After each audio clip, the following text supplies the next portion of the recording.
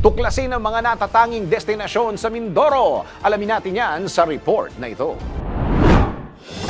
Mga lugar na pinuntahan ng ibang tao, mga produkto, serbisyo na rekomendado. Alamin sa Highly Recommended.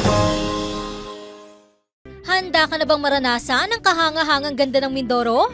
Narito ang ilang mga lugar na hindi mo dapat palampasin. Una na dyan ang Puerto Galera, sikat sa mga puting buhangin at makulay na buhay sa ilalim ng dagat. Perfect ito para sa snorkeling at diving. Sunod dyan ang Tamaraw Falls, isang 20 metrong talon na matatagpuan sa Barangay Villaflor, Puerto Galera na nagbibigay ng malamig at nakakapreskong tubig. Sa Apo Reef Natural Park, ang pinakamalaking coral reef system sa Pilipinas at pangalawa sa buong mundo. Isang paraiso para sa mga divers at mahilig sa nature.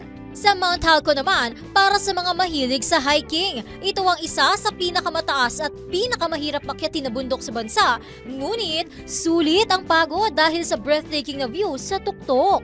Kaya ano pang hinihintay mo? Halina't tuklasin ang mga natatanging yaman ng Mindoro. At yan ang ating Highly Recommended.